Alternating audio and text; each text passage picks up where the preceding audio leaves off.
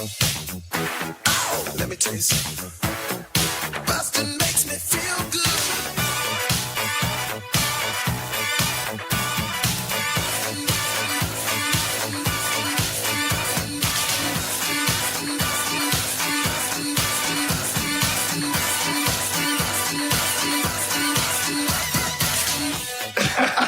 Oh, man. Hi, everybody. Welcome to Blockbusting, the podcast where we love to hate the movies.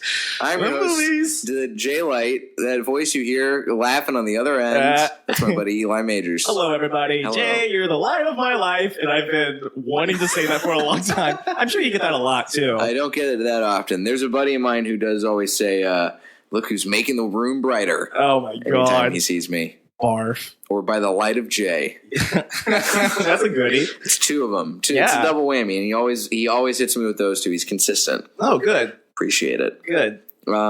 Eli is a wonderful performer. Eli and I have come up at the Pack Theater together. Mm-hmm.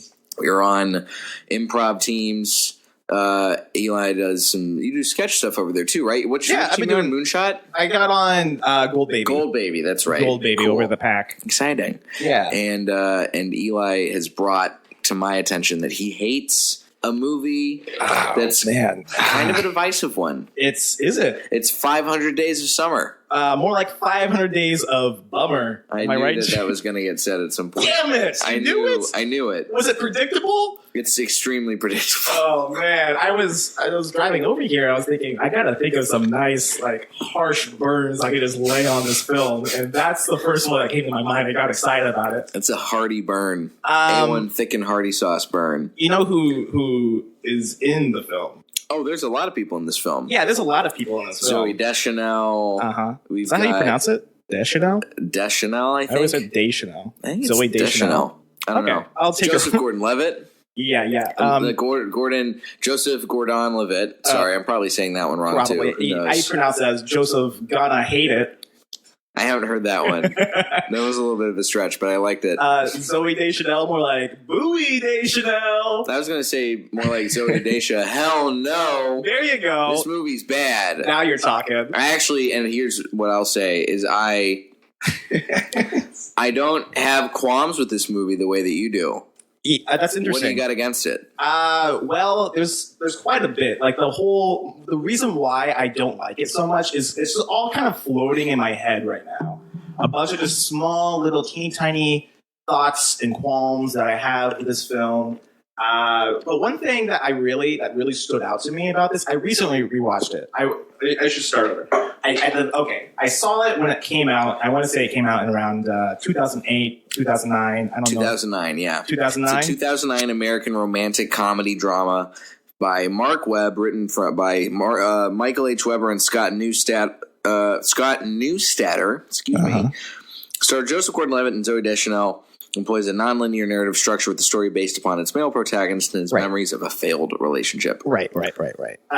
So here's the thing, that 2009 film had a little bit of something that I like to call toxic masculinity in it. It was it does not hold up in 2019, a decade later after its release. Oh boy. Yeah, you heard it. All right. Let's watch. Let's talk. What do you got against it? Toxic masculinity. That's your hot talking point. Okay, so this is what I noticed from watching it very, very recently, as in this weekend. One of the things I wrote it down in my notes right here, but one of the things that really stuck out to me was how this person, Joseph Gordon-Levitt, is just like almost aggressively pursuing Zooey Deschanel's character through this film. Summer. You know what? That makes sense. I was thinking, like, what are these characters' names again? You know what? Doesn't even matter. It's summer. It's 500 Days of Summer. Yeah, I know what it is. And we all knew as soon as they got to the end of the movie. What's your name? Autumn? Come on. That's another line. Okay. Yeah, that's something else I have in here. Pick it up. Exactly. I've written down the person's name being Autumn is dumb. More like, dumb. Aw, dumb. It's very on the nose. It's more on the nose than a septum with a manic pixie dream girl. Exactly. Like Zooey Deschanel. There's one part in this film that Joseph Gordon-Levitt's character meets up Tom. Tom is his name. Tom and Summer work together. Yep. And so they have this company function. At a greeting card company. A greeting card company.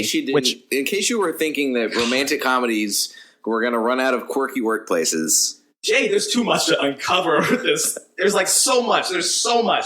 That's another thing that we have to stick a pin in that. There's a point in the movie where they have a company work party thing at this bar, and everyone's there from the work, and Zooey Deschanel, it's her turn to like get up and do karaoke. And so she gets up, and everyone knows that Zooey Deschanel is in her own band. She's a singer. Right. And one of her lines is, I hope I don't embarrass myself up here. And here we go. And then she like sings this wonderful song that like that kind of like meta line feeding that it has to the audience who's watching it. Like anyone who's watching it, Zooey Deschanel, you're pretty familiar with her, or at least at that point you become familiar with her. This was right when she was becoming a star. Like she had been an Elf. At this point, oh, that's right. She was an elf. She'd been in a couple other things. She was blonde in Elf, so you don't recognize her.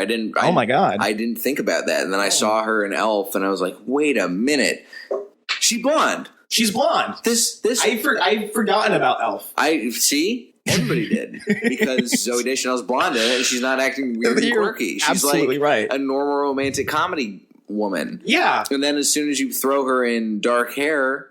She's quirky. She's quirky. She's wearing dresses that look like they're on paper dolls. Oh my god, you're right. Something's going wrong. Yeah. So, okay. All right. What is the I threw you off your game a little bit because you're talking about this So her and Tom, they're at this work function and she gets told that Tom likes her. This is intense notes. How many pages of notes do you have there? It's 2 pages full of notes, and it's just like all over the place. It's very neat handwriting, by the way. Thank you. This movie, I mean, I understand this movie being all over the place because the movie is all over the place. Literally, truly, structurally. You see, that's another thing that I had a problem with. It's the storytelling devices that they use in this film is just all scattered throughout the.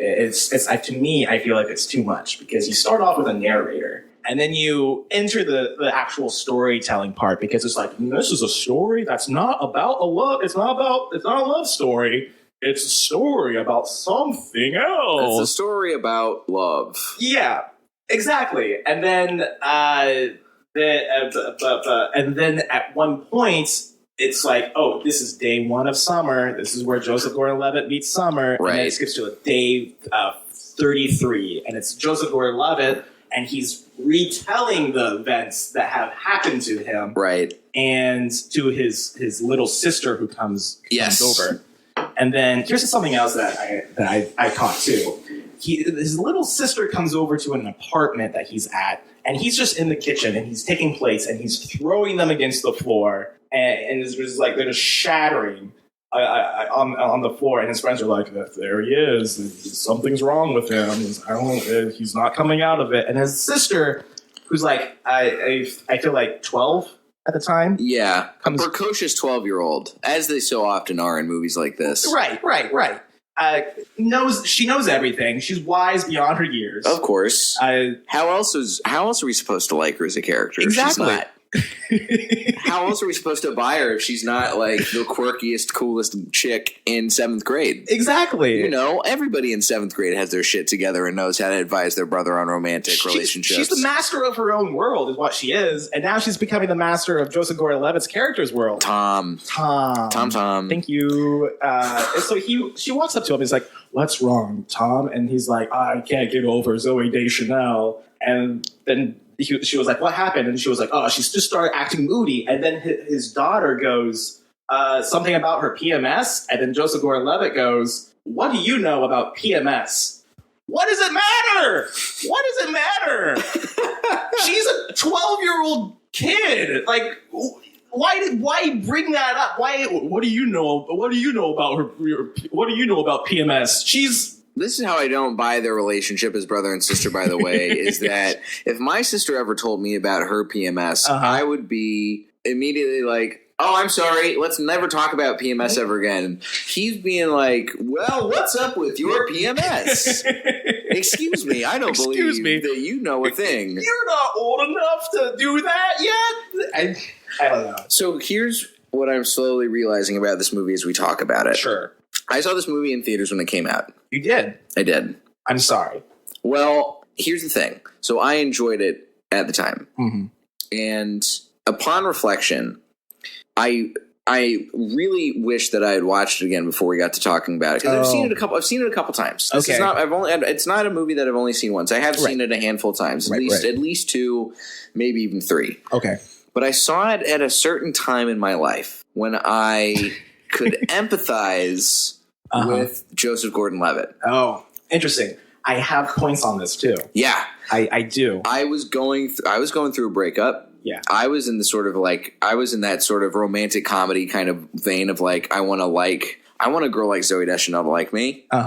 I want to be hurt by somebody. Exactly. And I felt all of that, and now I'm looking back at it and I'm like, oh, I'm a totally different person now. I don't know if I would identify with this movie. Like, it's kind of like when I've talked about this when I talk about Garden State on the show, but Garden State's a movie that like you see, if you don't see it at a certain time in your life when you're feeling a certain way, you recognize how trash that movie is.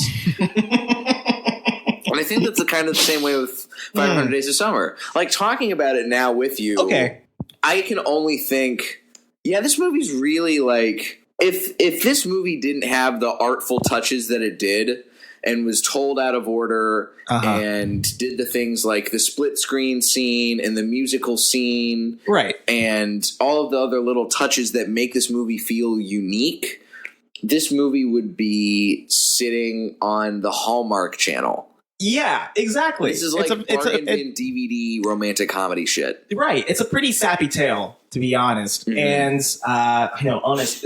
I'm being honest right now.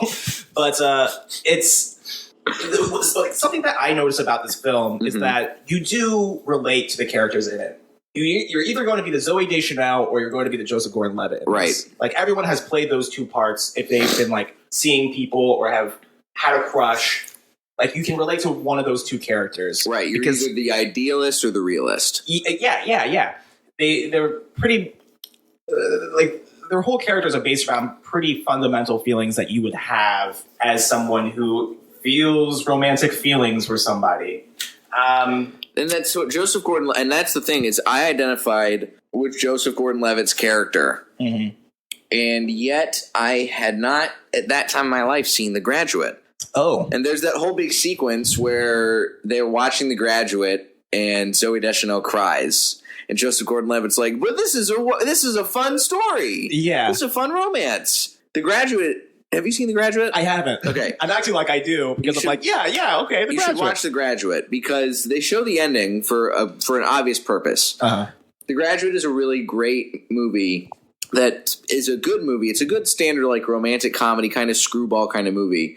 But it becomes a great movie in that last 5 minutes of the movie. Oh, really? Because what happens is the Dustin Hoffman and the gal he's pursuing, he interrupts their wedding and takes her away from the wedding. Okay. And they hop on a city bus. And everybody's freaking out, but they sit on this bus in the back of the bus, and they're like, yeah. Oh, man, youth, love, we did it. We're escaping. Oh, man, oh, great. Honey, I love you so much. And they're sitting in the back of this bus, and their faces go from these, like, huge smiles and relief, and then the camera just sits on them, and their faces fall, and the realization of what they have just done sinks in. Oh, my gosh. And the camera stays on through that. Interesting. And then you cut to the credits. That shot where you finally are like, it cuts to them being uncertain and not knowing what's happening. That is what makes that movie a great movie. But I understand why Tom couldn't see the movie like that. Yeah. Because Tom just checks out as soon as they get on the bus and they're smiling. Right. Tom is a fucking idiot. Right. Exactly. Tom is a dumb, idealistic idiot. And this is something that I thought about after watching the movie again recently. Is I think maybe they didn't intend to write it like this or produce it like this. Maybe they did. But the way they just show Tom and his friends and just the people that he surrounds himself with, they paint him, like you said, he's like almost like an idiot. But I feel like a lot of people Almost, he definitely is. Yeah, he's an idiot. And the way that they do that is that it's almost like they want you to root for him, but at the same time, it's like there's these blaring flaws that this person has, which makes him, I don't know if I'm explaining this right. It's like this is actually a bad thing that he's doing. Like all this stuff is like, it's bad. It's bad. Like he's hanging out with his friend. Like this is like goes back to like the toxic masculinity. Read off those meticulous notes. Like one of the things that his Tom like does is like he consults his friends, and his friends are always like, "Oh yeah, you gotta ask her out. You gotta see what's up. If you don't do it, you're a pussy. You're a pussy man. If you don't do this." Which stems from like the idea that if you don't like, I don't have to get into that part, but like if he doesn't do it, he's a pussy. It's great. That means he has to be in this relationship according to his friends, and that this relationship has to have some sort of labels to it. It has to be something to him. So throughout the movie, during the first half, he pressures Zooey Deschanel's character Summer into being in a relationship with him. So he's like, what are we at some point through the film? Right. And like there's this big fight after he punched someone in the bar for hitting on Zooey Deschanel's character. And they get back and Summer is like all upset about it. And he's like, why are you mad at me? And she was like, you made an ass of yourself at the bar. And then he's like, but what are we? And then he enters that. And then he storms off into the rain, and then later Summer comes to his doorstep and she's like, I'm sorry for getting mad at you, which he gaslights her into thinking that she's in the wrong, when really he lost control of himself and slugged a guy, which pissed her off, and now he's forcing this labeling on top of her. So it's all these like, it's all just like kind of toxic behavior that's being shown through this person and trying to paint it as something romantic, but really it's not. It's troubling. And if you look at it, it's almost like, you really tend to like put yourself in, or become more empathetic towards Zooey Deschanel's character. Right. Instead of Joseph Gordon-Levitt's character. Because at this point, I don't know. This is just me. Maybe I'm just being cynical about the protagonist because I don't like the movie. I think you're right. I think because Joseph Gordon-Levitt as a character, Tom as a character, is not only a dumb idealist, but he also very clearly as far as romantically, he's stuck in this weird sort of middle school, high school mentality. You know, like no wonder he's trying to get advice from his 12-year-old sister, because he's also 12 in his mind. He's thinking like, oh, I can pull a girl's pigtails and she'll have a crush on me because of that. You know, like he doesn't think in terms of the way an adult would focus on a relationship. And that's the thing Summer does. Yeah. Summer looks at their relationship and is totally cool with it being casual and not having a label on it. And Tom is a fucking child who decides, I'm going to punch somebody to get what I want. Yeah. And does it. And it kind of works, but not really. You know, like I remember watching the scene now, like thinking about it now, and now I'm going so back and forth on this movie now. I really should watch it again just to like cement how I feel, because now I'm stuck in this weird like wishy-washy gray area. Yeah. Because the thing is, they're right. This isn't a romantic comedy in a traditional sense. It's a story about a person who's supposed to be like growing up and learning, but he doesn't even pull that off. He doesn't grow and learn really anything. Like, oh, okay, sure, he gets back into architecture, and sure, he gets to be around a woman who has her shit together and is like, yeah, I didn't feel sure about our relationship, so that's why I ended things. Yeah. And he's just like sat on a bench. Yeah, exactly. Which you bring this up. I'm going to get back into architecture. You bring that up. Just want to say, who sets out to become an architect and their fallback career is a writer, and then they just decide to go back into architecture after being laid off from writing? To me, that just seems a little bit too rom-com. It's very romantic. It's very Deus Ex Machina. Yeah. It's very much like, oh, man, I did a bad thing. I wrote nasty greeting cards. Well, it's just like the careers in themselves are just very much like they're not necessarily easy careers to get. I mean, How I Met Your Mother is about an architect. Architect's like a common romantic comedy trope. Well, what's the deal? They build buildings. Also, another thing, all the buildings he designed in the movie was just him tracing buildings and like referencing other buildings to draw on like a blackboard or like a piece of paper or something. Well, let's be honest with ourselves. How many different ways are there to make buildings look? They go up, they go down. They go up, they go down, they go outside. Sometimes they are big, sometimes they're small. I don't know. I don't know from buildings. Put a window on it. Make it look weird. I wish that people, I think that that's probably why architects are like a common romantic comedy protagonist, because nobody knows a fucking thing about architecture. They're all just guessing. So you can guess. It's like we probably sound like, I don't know if any architects are listening to this podcast, but we must sound like total idiots to you guys because we're like, I'm just a window. I know things. Yeah, you gotta have daylight. I don't know. I'm an architect. One time I built a house out of sugar cubes for my shop class. We didn't use wood. We used sugar cubes. This is very strange. It turns out it was home ec. It turns out I wasn't in school. I was just at home having delusions. I love sugar cubes. My teacher was a horse, and he ate this. He ate this thing. Anyway, okay, that's okay. I have. Let's get back to 500 Days of Summer. Still not clear if it's 500 Days of Summer or 500 Days of Stalking is one thing that I wrote down. Now, that's a movie that I would actually like to see. Yeah, 500 Days of Stalking. Gordon-Levitt is stalking this girl for 500 days. Yeah. And that's a romantic comedy.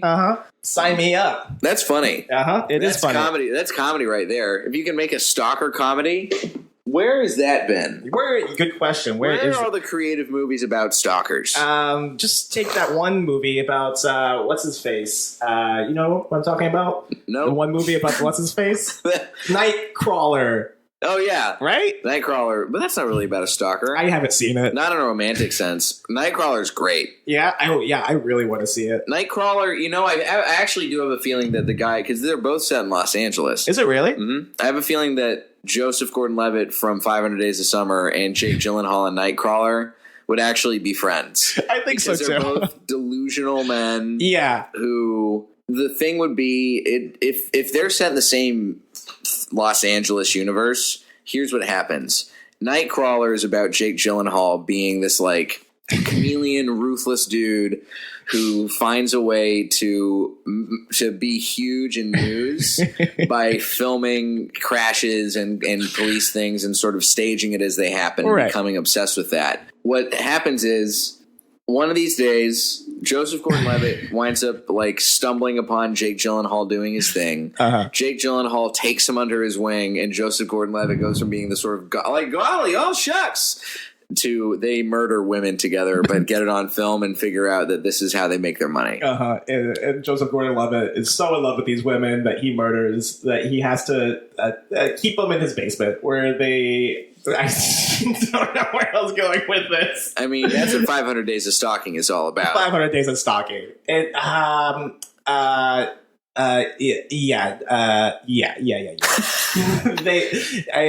it's something's there in my mind. I'm trying to get it out. It's they take photos of these women together. It's who plays Nightcrawler? What's his name? Jake Gyllenhaal. Jake Gyllenhaal takes photos of everything and like he's like trying to become like a video person, right? Yeah. Cool. He's a videographer. They call it something specific. Not an ambulance chaser. That's a lawyer thing. Something else. I don't know. I forget. Anyway. Okay. You got more notes. I got a whole... I feel like we haven't even gotten to the second page of your notes yet. We haven't. I have the whimsy is too fabricated. Yeah. I feel like it's a little bit really stretching with some of the whimsy in it. The scene, it's real whimsical. Yeah, it's very whimsical. It's got a musical number right in the middle. Hall & Oates montage. Hall & Oates. Yeah, like I get it, but I didn't like it. Like it's something that like, yeah, I understand this being in a film that's supposed to be kind of quirky and fun, but it's like, I don't know. I guess it's all right. I don't know how I feel about that. I guess it's just entertaining to see, and I'm sure at the time it's like, oh, this weird quirky thing is happening. It's 2009, and I know it's going to end sad, but don't know how, and everyone seems happy here, so I'm on board. And then it's over. And it cuts to like a really sad scene after that. So I don't really have that much go off of that. That was just a quick, small thing. Toxic masculinity is still in there. It's just another. You wrote down toxic masculinity. Toxic masculinity. Yeah, it's because like what if his friends were like, you can't be a pussy. Don't be a pussy. You got to ask her out, and you have to put her inside of this box that because you feel insecure about the relationship and just being with this person. Kind of goes back to what we were saying about Joseph Gordon-Levitt being a complete idiot in this movie. You have to watch out for you have to silence your insecurities by putting this person in a box so you can make sense of everything. So ask her out. You got to find out what the deal is. And at this point, they're already together. Like, nothing's going to change with him saying, oh, we're girlfriend and boyfriend. Nothing's going to change. It's just, nothing does change either. It's just the only thing that changes is he's not asking himself, what are we? Who cares what you are? Tom is a fucking dum-dum. Yeah, Tom is a dum-dum. This movie should have been called Tom is a fucking dum-dum. Tom is a fucking dum-dum. You're right. People leave frame too quickly.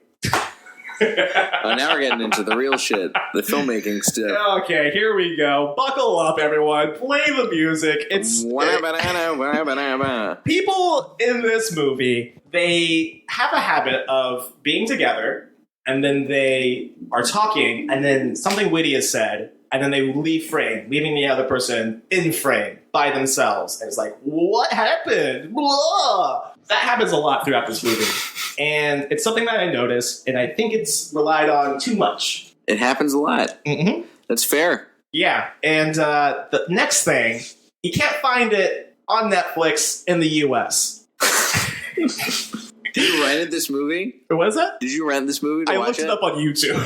It's on YouTube? There's like a boot. There's a crappy bootleg copy of it on YouTube that's like in 1.2 times speed, and the frame is skewed and kind of off a little bit. So you're telling me you watched a movie called 50 Days of Sammy instead of the movie I signed for you to watch. Yeah, 50 Days of Sammy. It's the new Sammy every day. Zooey Deschanel. Oh boy. No, this movie, I get it. This movie is like, there's something about this movie that I just can't jive with. Like, talking about it, I need to watch it again. Yeah. So I can cement how I feel about it. Right. Exactly. Like, where were you at in your life when you watched this for the first time? I was 15 years old. Okay. At the time. I want to say I was 15 years old. You saw it in theaters? No, I think I rented it from the Family Video in town. I grew up in the country. And so there was this Family Video that everyone rented their movies from. Uh-huh. And I remember my friend saying, you gotta watch 500 Days of Summer. It's really relatable. Did grow up in the country. Family Video. I didn't even think that existed still outside of like the boonies of Arkansas. Well, once the Blockbuster closed down, like everyone had to go over to the Family Video. Oh my God. Yeah, and so I... What a terrible travesty. Rented the video from the Family Video and went home and watched it. And it was a nice summer day. And one of the 500 days. One of the 500 days. And I watched it, and I remember relating to it and thinking, I kind of like this movie, but there's just like there's like a hinge of something that I'm feeling between my teeth while watching this movie that I just don't like, and I can't really pinpoint what it is. And then it left my mind ever since until recently, in fact. And now I know. I think I have like the vocabulary to articulate myself in a way, I hope at least, to articulate myself in a way that there's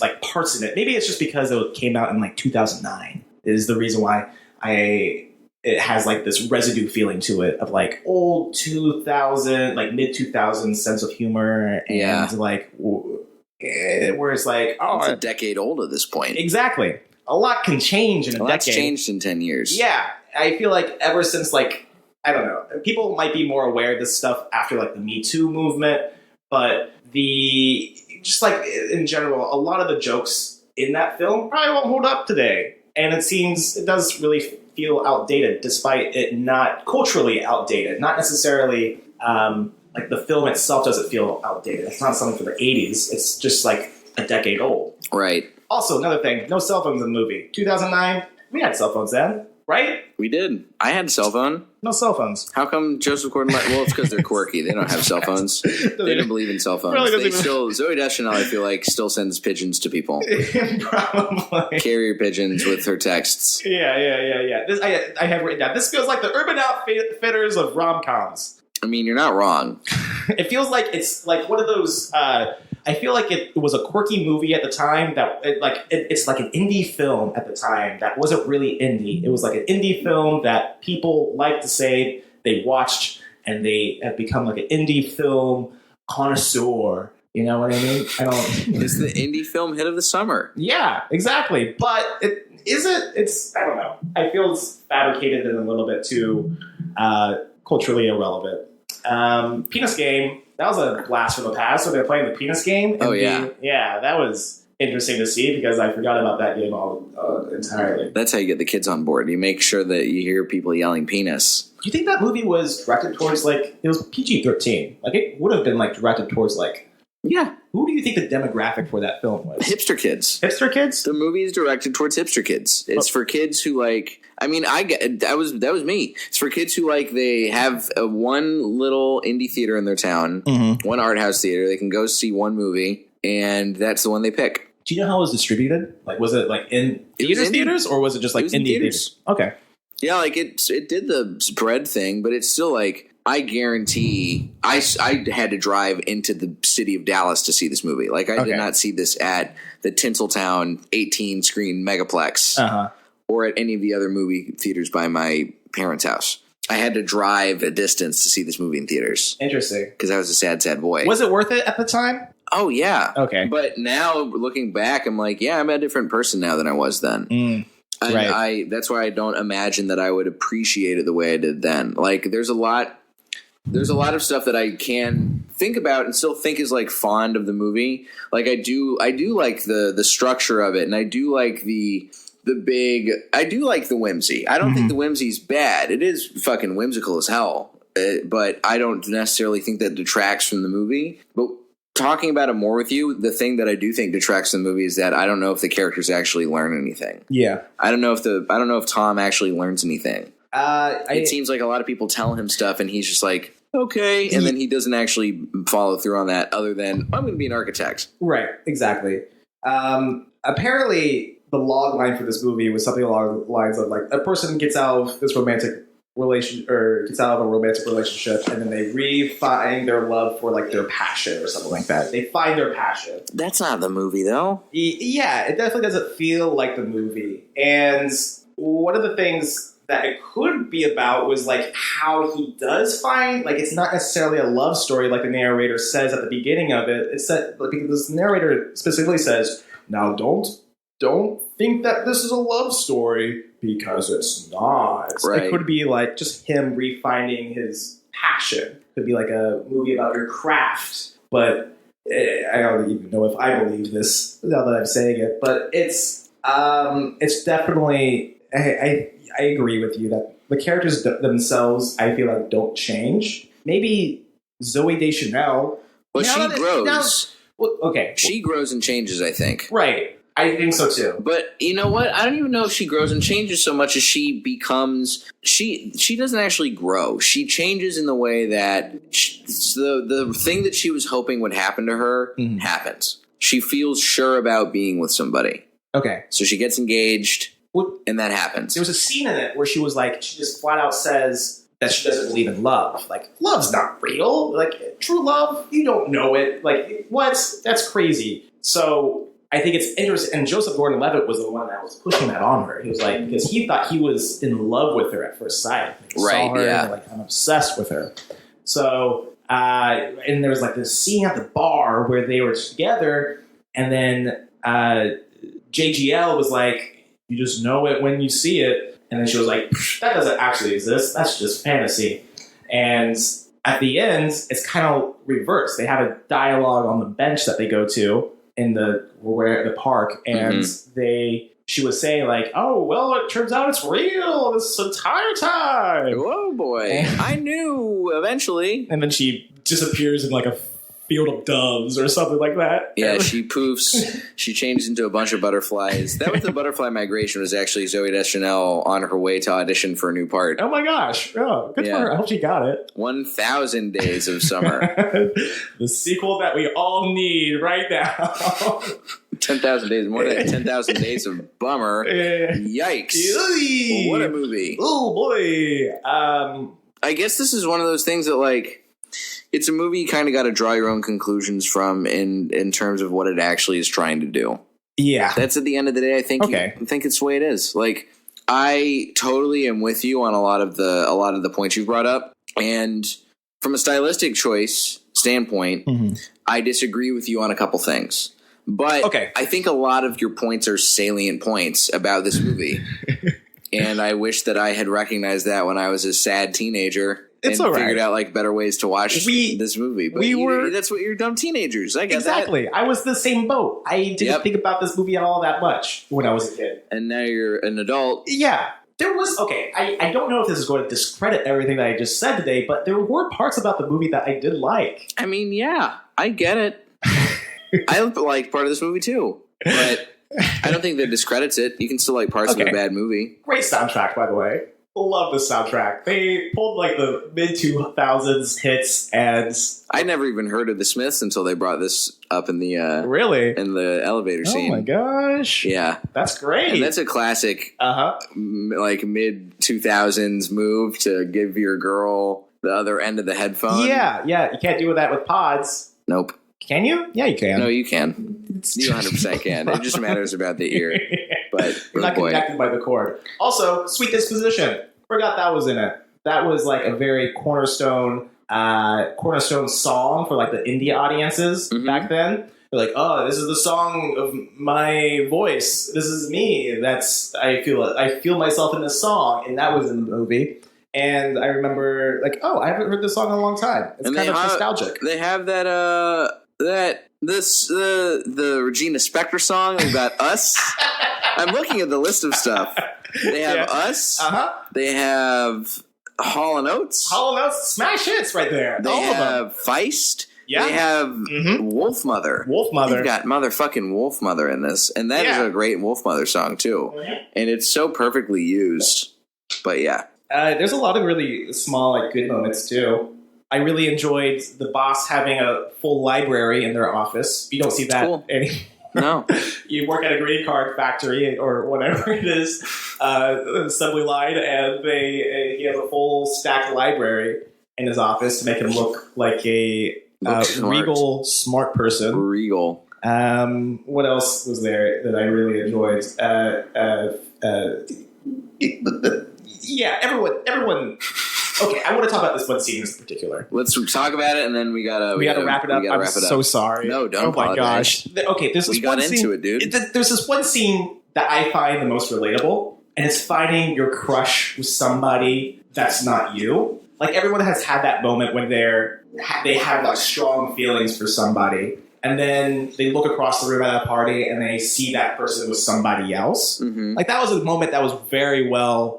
In my opinion, like you could sink in a little bit and really connect with JGL's character and feel what he was feeling in the moment. Because, like, yeah, I get it. Like, you have this crush for somebody, and whenever you feel like you see them with another person, it feels kind of like disgusting, and you feel gross, and you just gotta run from the scene, which he does. Yeah, that's why I think that expectations versus reality scene in the party. I think it is effective. Yeah. Because he shows up and it's really the first time that you get to see the stark contrast between what's going on in his mind and what actually is happening. Yeah.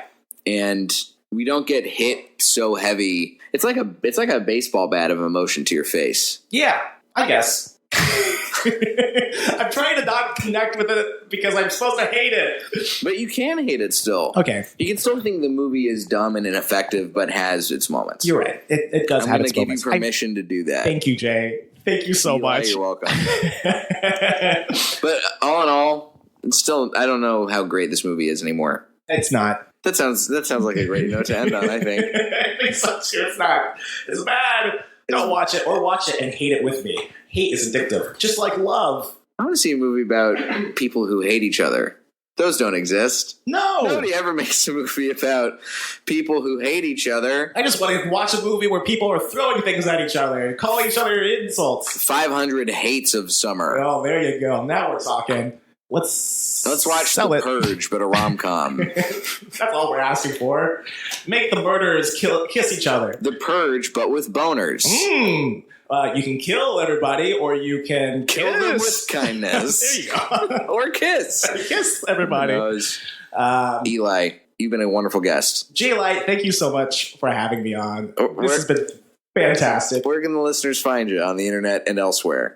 So you can find me at Eli Majors on Twitter, at Eli Majors. It's my first and last name. I got a website up, and you can read anecdotal stories of my life on this website if you want. It's www.elimajors.com. It's just, you can sit through it, get a cup of coffee, walk yourself through it.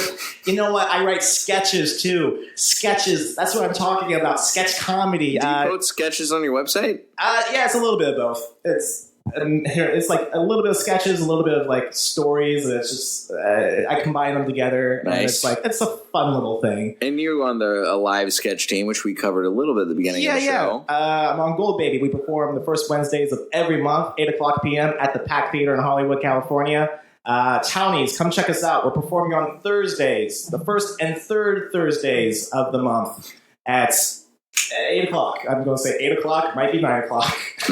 Whoops. Figure it out. You'll figure it out. It'll be out. This podcast episode will not be out by the time that happens anyway. So you have a whole month to figure out Thank God. where you're actually supposed to go to see Eli perform live. Exactly. Don't sweat it, guys. You'll find it. You can find me on the internet at Diet J on Twitter and Instagram, jlightcomedy.com for show dates. And if you live in Austin, Texas, or Greenville, South Carolina, or Charlotte, North Carolina, or Denver, Colorado, I'm coming to you with the Roast Battle live show. I'll be there. Check my website for dates, tickets available, all that good shit. And if you like the show, just leave a review, leave a rating, tell a friend. Talk to us about what you thought the movie should have been, or if you liked 500 Days of Summer or not. I love chatting with you guys, you fucking silly blockheads. That's the name that I call my fans. Wow. Blockheads. Very, very nice. It's right there. Oh my gosh, it's there. Yeah. Eli, I thought was about to burp. Just clear my throat. I know we're signing off, but I just recently found out how to clear my throat. And the other day, Wait. Hold on. You just found out how to clear your throat? Not like, excuse me, but just like one of those. You know what I'm talking about? Oh yeah, where you're hawking the lube. Yeah, like because I've been getting phlegm caught in my throat. And the other day, I did it at work, and I made myself throw up a little bit in my throat. So I had to like spit out some vomit in the toilet. Oh, Eli. I know.